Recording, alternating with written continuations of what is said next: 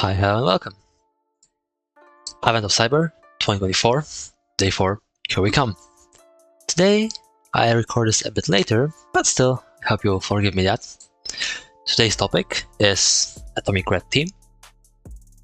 From what I checked before, it's some sort of a framework, but I guess we will learn more about it. If you want to know what AOC even is, what are the prizes, how to join it, etc, look at my first video. I explained briefly everything, or just check out link in the description, which was TryHackMe/r/Christmas. But alright, that's it for the little intro. Let's read the story. Sockmas is approaching, and the town of Wareville started preparations for the grand event. Glitch, a quiet, talented security Sockmas engineer, had a hunch that this year's celebration would be different. With looming threats, he decided to revamp the town's security defenses. Glitch began to fortify the town's security defenses quietly and meticulously. He started by implementing a protective firewall, patching vulnerabilities and accessing endpoints to patch for security vulnerabilities. As he worked tirelessly, he left breadcrumbs, small traces of his activity. Unaware of Glitch's good intentions, SOC teams spotted anomalies, logs showing admin access, escalation of privileges, patch system behaving differently, and security tools triggering alerts. The SOC team misinterpreted the system modifications as a sign of an insider threat or rogue attacker and decided to launch an investigation using the Atomic Red Team framework. Nice gift, by the way. Learning objectives.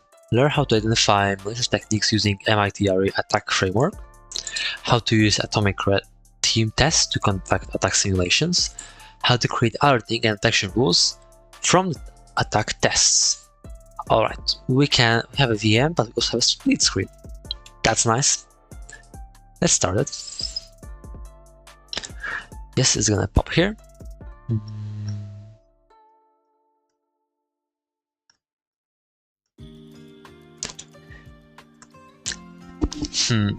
The VM has Atomic Red Team and Sysmon installed. This will allow us to emulate the attack using TTPs described in MITRE attack framework. Alright, I will not make the mistake of yesterday, and I'm gonna read everything first. While it might be the utopian dream of every blue teamer, we will rarely be able to detect every attack or step in an attack kill chain. This is a reality that all blue teamers face. There are gaps in their detection, but worry not. These gaps don't have to be the size of black holes. There are things we can do to help make these gaps smaller. Detection gaps are usually for one of two main reasons. Security is a cat-and-mouse game. As we detect more, the threat actors and red teamers will find new sneaky ways to thwart our detection. We'll then need to study these novel techniques and update our signature and alert rules to detect these new techniques. The line between anomalous and expected behavior is often very fine, and sometimes even has significant overlap. For example, let's say we're on a company based in the US. We expect to see almost all of our logins come from IP addresses in the US. One day, we get a login event from an IP in the EU, which would be an anomaly. However, it could also be our CEO traveling for business. This is an example where normal and malicious behavior intervene, making it hard to create accurate detection rules that would not have too much noise. Blue teams constantly refine and improve their detection rules to close the gaps they experience due to two reasons mentioned above. Let's take a look at how this can be done. I sometimes feel it was written pretty quickly because all the repeating words, but alright.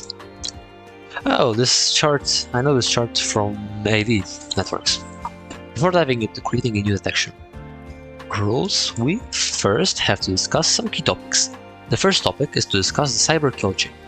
Most cyber attacks follow a fairly standard process, which is explained quite well by the unified cyber kill chain. Recon, compromise, foothold, escalation, internal recon, lateral movement, persistence maintaining, and again escalation, and we do it until we feel like we are done on the mission. As a blue teamer, it would be our dream to prevent all attacks at the start of the kill chain, so even just when the threat actors start their reconnaissance, we already stop them dead in their tracks. But as discussed before, this isn't possible. Then goal then shifts slightly. If we're unable to fully detect and prevent the threat actor at any one phase in the kill chain, the goal becomes to perform detections across the entire kill chain in such a way that even if there are detection gaps in a single phase, the gap is covered in a later phase. The goal is, therefore, to ensure that we can detect the threat actor before the very last phase of goal execution. Now to the next part. MITRE Attack Framework. A popular framework for understanding the different techniques and tactics that threat actors perform through the kill chain is MITRE Attack Framework. The framework is a collection of tactics, techniques, and procedures that have been set to be implemented by real threat actors. This framework provides a navigator tool where these TTPs can be investigated. I guess these are just TTPs means a technique. This is exactly what the framework looks like, the navigator, and we can just see all the different techniques, all the different ways. We can, for example, look at initial access, we see here valid accounts, or in lateral movement and tool transfer or hijacking. It happens always. However, the framework primarily discusses these TTPs in a theoretical manner. Even if we know we have a gap for a specific TTP, we already know how to test the gap or close it down. This is where atomics come in. Atomic Red Team Library is a collection of Red Team test cases that are mapped to the MITRE attack framework. The library consists of simple test cases that can be executed by any blue team to test for detection gaps and help close them down. The library also supports automation, where the techniques can be automatically executed. However, it is also possible to execute them manually. So first we start with dropping. Max KD has a vague idea of what happened to the compromised machine, quote-unquote. It seems someone tried to use the Atomic Red Team to emulate an attack on one of our systems without permission. The preparator also did not clean up the test artifacts. Let's have a look what happens. Running an atomic. Max KD suspects that the supposed attacker used the MITRE attack technique T1566.01 spare phishing with an attachment. Let's recreate the attack emulation performed by the supposed attacker, and then look at the artifacts created. Open up the PowerShell prompt as an administrator and follow along with us. Let's start by having a quick peek at the help page. Enter the command. Alright, let's right click, run as administrator.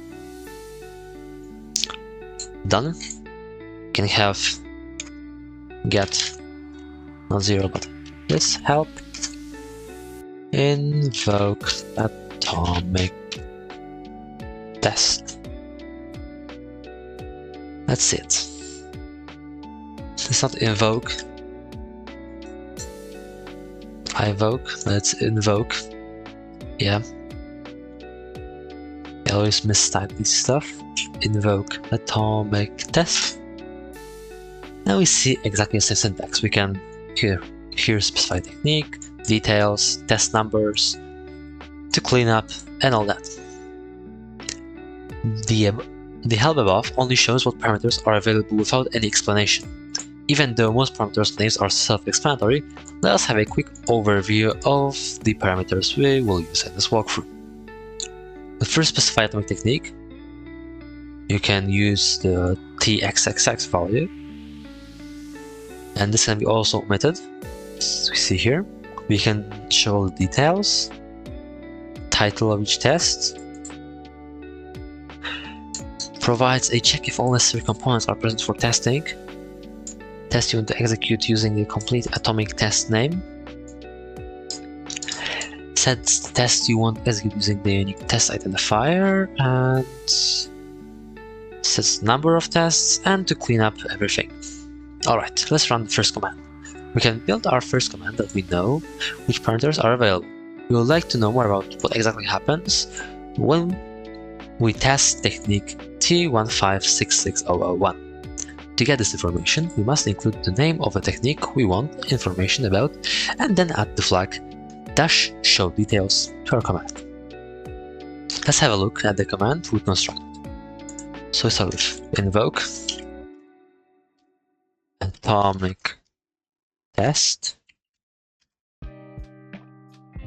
T1566.001 dash show details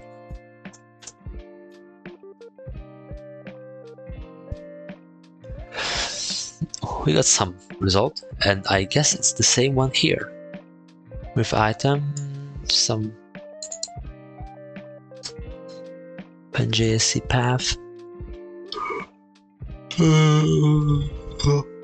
Superfishing attachment. Yes, that's exactly what we wanted to. And it looks like it's exactly the same. The other output above is clearly split up into multiple parts, each making a test. Let's examine what type of information is provided in a test. We'll use the test we want to run as an example. First, try technique. So yeah, it will be here. Technique phishing superfishing. Atomic test name, which is words pound command. A command shell and use IP address in the command line. This is a number 2. That's the first one. This is the second one. Number 1, group GUID, unique ID assigned to this test. We can use in the command, specify which test we want to run. A bit of a description. Macro enable document from the atomic rating GitHub repository simulating the end user in phishing link. Download the file. The file phishing.xlsm and phishing.txt are downloaded to the temporary directory.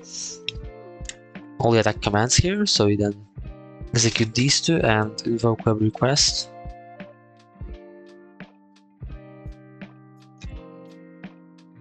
This provides an overview of all the commands run during a test, including the executor of those commands and required privileges. It also helps us determine whether to look for artifacts in Windows Event Viewer. We also have clean commands and dependencies. Now it's time for phishing. Let's continue and run the first test of T1566.01. Before running the emulation, we should ensure that all the required resources are in place to conduct it successfully. To verify this, we can add the flag -check prereq to our command. The command should look something like this. Let's get their dash test numbers 1 -check prereq. Alright, we have everything met for this test and we're good.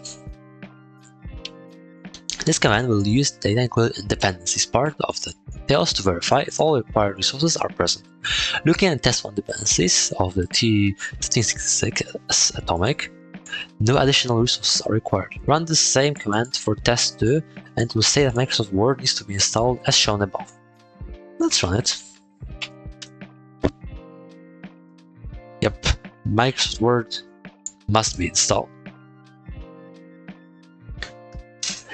Now that we have verified dependencies, let us continue the emulation. Execute the following command to start the emulation. So we go with invoke atomic test T1566.001 -test numbers 1. Alright. Based on the output, we can determine that the last test was successfully executed. We can now analyze the logs in the Windows Event Viewer to find any indicators of attack and compromise. Now we have executed the T1566.0 atomic, we can look for some log entries. For this purpose, we'll use Windows Event Log. It comes with system installed, which is System Monitor. I think it's this thing. Yeah, that's it. That's it. To make provides us with detailed information about process creation, network connections, and changes to file creation time. To make it easier for us to pick up the events created for this emulation, we will first start with cleaning up files from the previous test by running command. Alright, we need to go back to administrator, and here from test numbers, just dash clean up. Alright, Where is unclear? Now we will clear the sysmon event log. Open a web event viewer by clicking the icon in the taskbar or searching for it in the start menu. Navigate to Application Services, Microsoft, Windows, sysmon, KA. Here it is. Here is sysmon and operational. Right click operational. Left set so here, and then click clear log and clear. Now that we have cleaned up the tab files and the sysmon logs, let us run the emulation again by issuing a command: invoke atomic tests, test number 1. Alright. So we go here and invoke the test again. Goes here. Run. Whoa. Next, go to the event viewer and right click on the operational log on the left side of the screen and click on refresh. There should be new events related to emulate attack. Now sort the table on the date and time column, order the events chronologically, oldest first. The first 2 events of the list are tests that Atomic executes for every emulation. We are interested in 2 events that detail the attack. So we go back, we click here and we can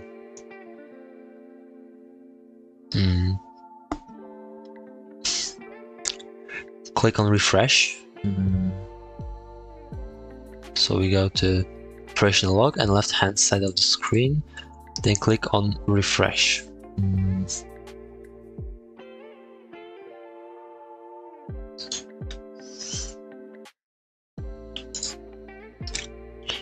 There should be new events related to the emulated attack. Now sort the table on the date and time column. Let's just here click and open.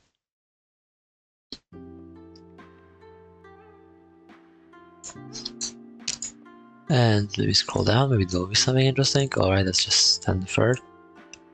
And I guess these are the packets. Alright. Now sort by date and time.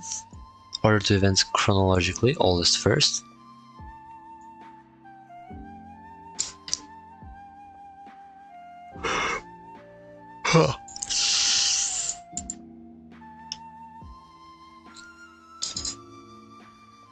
And it's chronologically the oldest first, so we need to. Alright, let's get sorted. Let's give it a time. First, the process was created for PowerShell to execute the following command: PowerShell exe, and URL is this, invoke web request, out file. Alright. Click on each event to see the details. When you select an event, you should see a detailed overview of all the data collected for that event. Click on the Details tab to show all the event data in a readable format. Let us take a look at the details of these events below. The data highlighted is valuable for incident response and creating our rules. Alright, I guess it just gave up. Because it's still sorting. Let's maybe stop it. Terribly, thank you.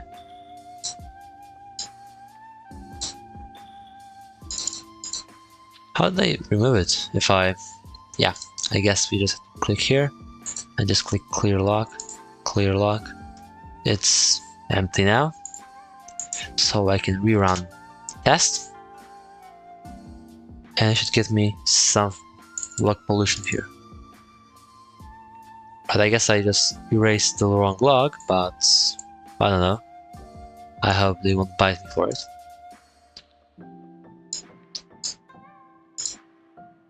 These are the oldest ones.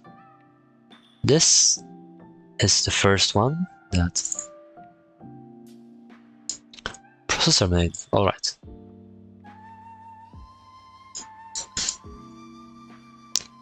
First one, the process that all the stuff sent. Yes, then we open the PowerShell. see here. Next time is, yeah, in PowerShell we try to read the attachment.xslm. Maybe somewhere we can find the actually useful stuff about the command, but definitely not here.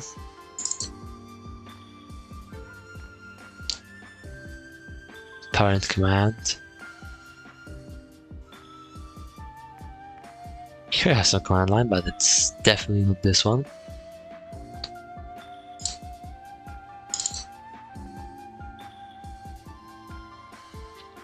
And that's the one we were looking for. Alright. Let's maybe make it a little bit bigger.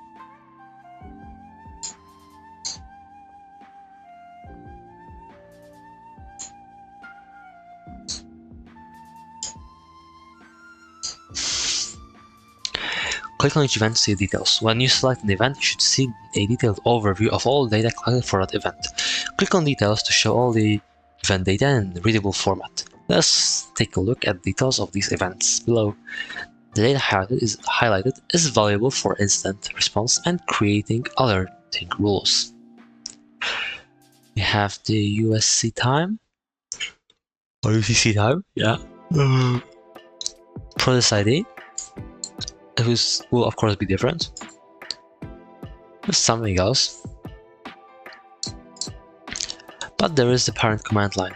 Alright, so I guess if this is the parent, then this must be parent, or even something a bit further. Home.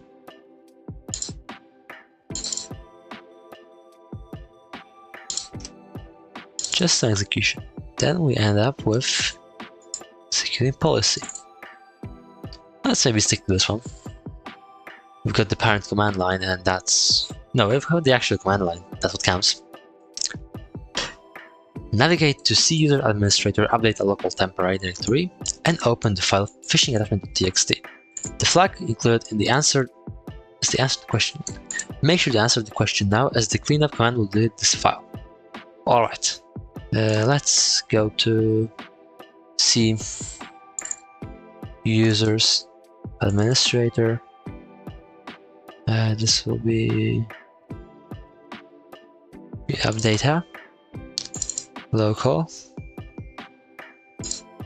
temporary, and now we can just open this phishing attachment txt. Let's see what's that.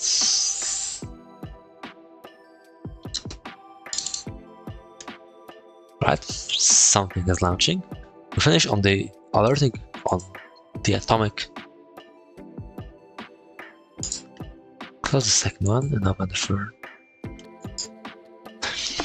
And yeah. It's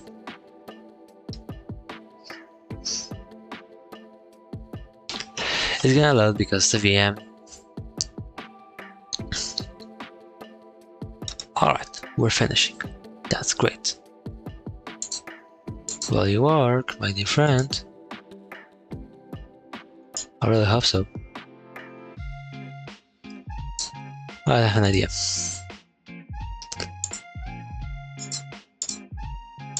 Let's maybe just remove the file here and just double click on it.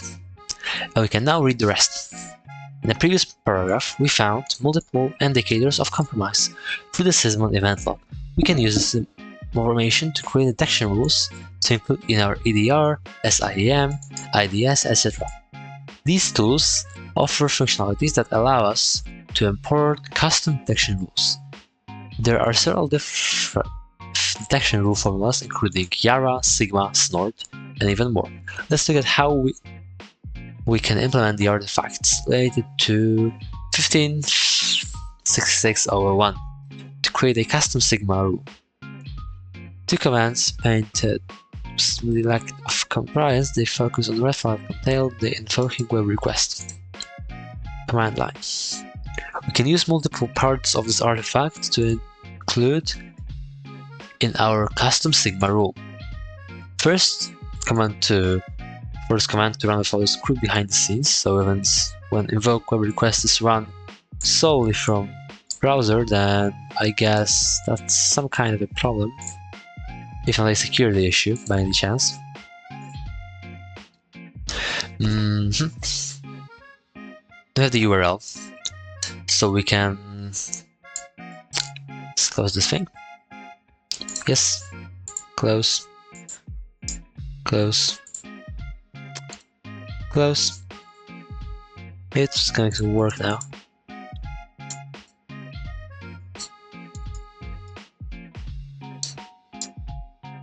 Alright, so at least let's go into the full screen. Alright. The malicious payload download saved on our system. We can include its name in the Sigma role as well. Alright. Attackers often use specific malicious domain to host their payloads. Including the malicious domain, the Sigma rule can help us detect that specific URL. That's the remote, it's launching. Then we combine all these pieces of information in a Sigma rule, and it will look something like this. Title: detect PowerShell, file creation of phishing attachment, then detect the usage of invoke web request to download file. Is it running? Yep, it's running. That's the first flag. Let's copy it. Author, log source, how to detect, detection rules, selection file detection, yeah, condition, select, invoke, web request or selection file creation false positives. Alright. Detection part is where the effective detection is happening. We can see clearly the artifacts that we discovered during the emulation test. We can then import this rule into the main tools we use for alerts, such as EDR, SIM, XDR, and many more. Now that Glitch has shown us his intentions, let's continue with his work and run an emulator for ransomware. As Glitch continues to prepare from SOCMAS, and fortifies Wareview security, he decides to conduct an attack simulation, mimic a ransomware attack across the environment. He is unsure of the correct detection metrics to implement for this test, and asks you for your help. Your task is to identify the correct atomic test to run that will take advantage of a command and scripting interpreter. Conduct the tests and extract valuable artifacts that would be used to craft a detection rule. Once defined, flag, it's this flag. What technique would be our point of interest? It was, yeah, it was what type it was? It was T1566. T1566. Alright, T1566. Ransomware. Alright. Give me a hint. For command and scripting interpreter. Alright. Let's look it up. MITREATT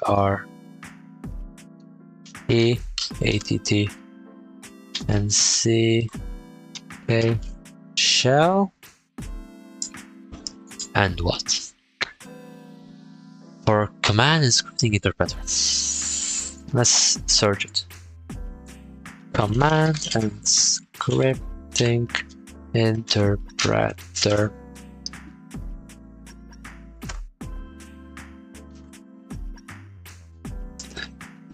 Let work.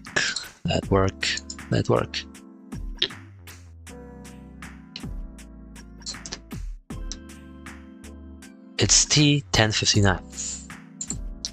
It's T1059. Or at least I hope so.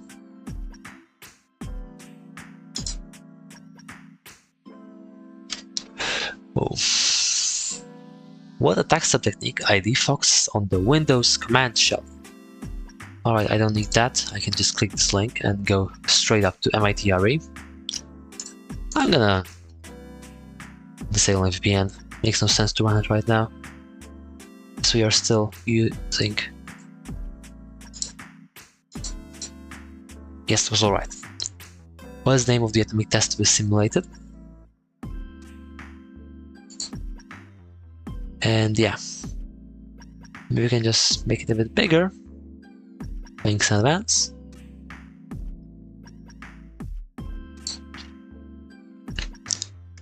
Let's maybe hide it, and we can see some Windows command shell, yeah. Because the next one is about the Windows command shell, and we will be probably using the same one, so T1059, but with dot, because that's a sub technique of it, and it's T1059.003. 1059.003. What is the name of the atomic test to be simulated? Is it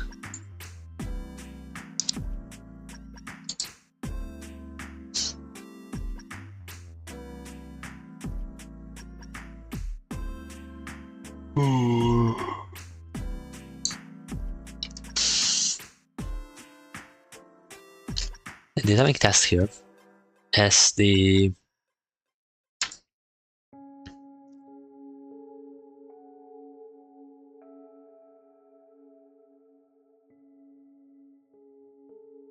remote services initial access may abuse Unix shells. Let's say we try to search for run some. Yes, I 1, 2, 3, 4, 5. All right. Nothing else. Let's use a hint again. Replace the subtechnique placeholder in the command invoke test subtechnique. All right. That was exactly a pretty good idea.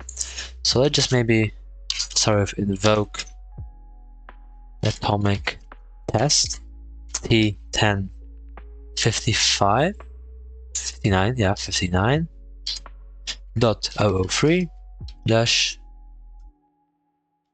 show details. Alright, we have plenty of these to look for. At the beginning, we have to check out begin test. It's command scripting interpreting. There's command T shell. And this is the first name. It's create and execute bash script. And the second one is and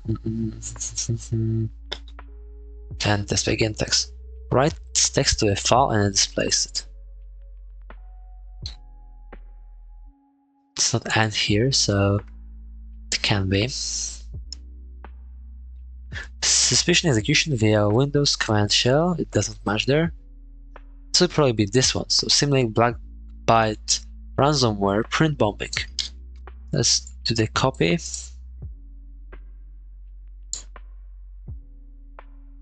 Copy, copy, copy.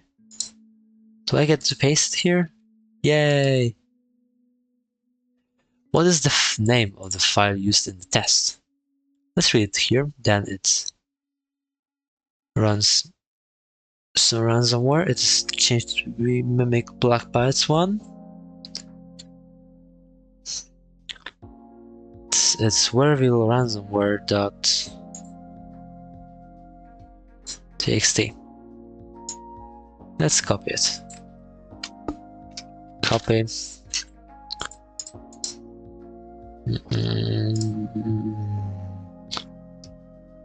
File used in test.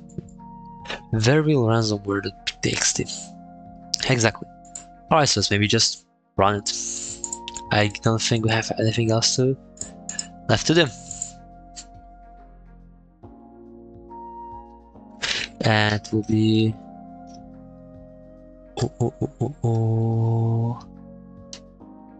test numbers. Test numbers. For a second, I thought that yeah, I'm doing it all alone and I can just switch some stuff there, but it turns out I couldn't. This will be here.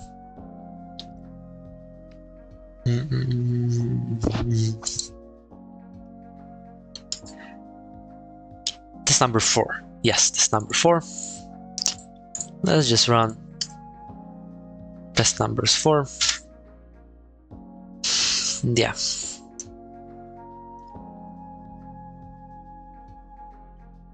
Let's say to downloads, I guess. have no more clever idea. I don't know, maybe just add this a name. Be fun. Can now go to downloads and click this W. And this is probably the file of the flag. I'd say so. Let it open. Yeah, Glitch is working on testing the security posture before SOCMAS is here. I'll run as many tests and ensure we are all safe and cover all threats before they hit us. That's motivating. So yeah, good luck Glitch, and for now we have all the flags. So you can just click submit. Alright, I missed one letter. Alright, so THM, exactly. But yeah, as you see here, the machine has been successfully hacked or just tested. Thank you so much for reading and watching. I hope you enjoyed it. Leave a like if you liked it, subscribe to my channel, and wait, because tomorrow day 5 will drop. So yeah, that's really about it. See you next time.